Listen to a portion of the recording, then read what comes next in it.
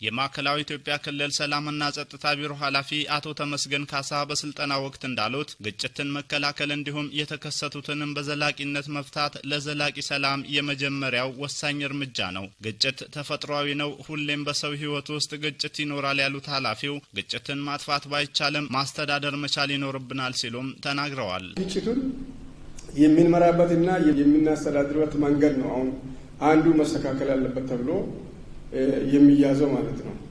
ስለዚህ ግጭቶች የሚፈቱባቸው ብዙ ዘዴዎች አሉ።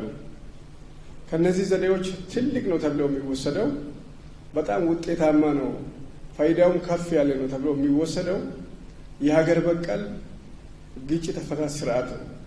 እዚህ አድራሽ ላይ ያላችሁ አባቶቻችን፣ የሃይማኖት መሪዎች በተለያዩ ቦታዎች ላይ የሚፈታቸው ግጭቶች በትልቅ የህግ አካላት ሊፈቱ የማይችሉ በጣም ከባድ የሆኑ ጉዳዮች ትፈታላችሁ ማለት ነው።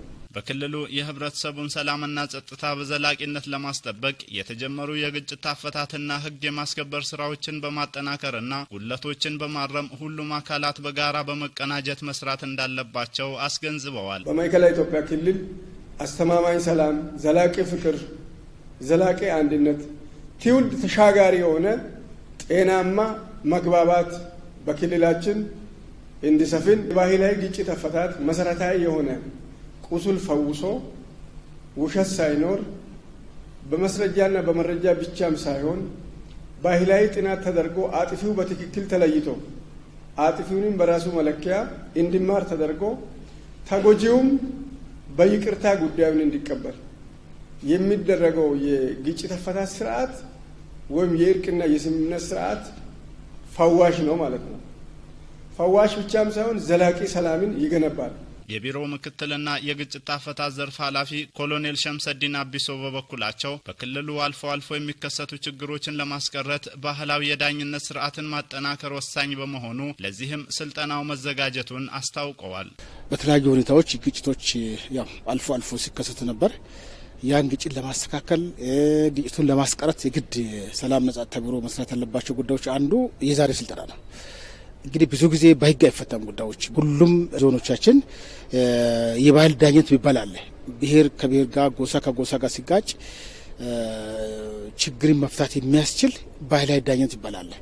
ሽማግሌዎች፣ አበጋዝ የየራሱ ሆነ መጠሪያ ያለው ኦገቴ፣ ሴራ፣ ጆካ በክልሉ ዘላቂ ሰላምን ለማስፈን የግጭት አፈታት ዘዴዎችን አጠናክሮ ማስቀጠል ያስፈልጋል ነው ያሉት። በመድረኩ የተገኙት የዘርፉ አካላትም በሰላምና በግጭት አፈታት ዙሪያ የተሰጠው ስልጠና ቀደም ሲል የነበሩትን ክፍተቶችን ከመሙላትም ባለፈ ተጨማሪ ግብአት አግኝተንበታል ብለዋል። በሰላም እሴት ግንባታ ዙሪያ በርካታ ስራዎች እየተሰሩ መሆኑን የገለጹት አስተያየት ሰጪዎቹ በቀጣይም ይህ ተግባር ተጠናክሮ መቀጠል አለበት ሲሉም ተናግረዋል።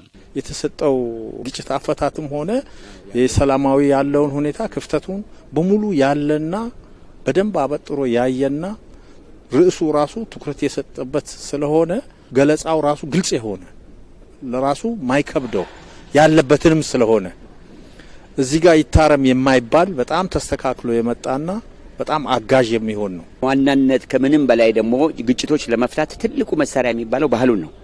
ባህላችን የቆየ ቂምና ቁርሾ እንዳይኖረው በማድረግ ችግሮችን በዘላቂነት የሚፈታበት ቁልፍ በዚህ መሰረት ይሄ ደግሞ እንዴት አጠናክረን እንደምንሄድ የጀመርናቸው እየሰራን ያለንበት አግባብ አለ። እያስታረቅን ያለንበት የፈታንበት አግባብ አለ። ያ የፈታንበት አግባብ ደግሞ ይበልጥ ደግሞ አጠንክረን ታች ድረስ ወርደን እንዴት መስራት መቻል እንዳለብን ትልቅ ስልጠና ነው ብዬ ወስዳለሁ።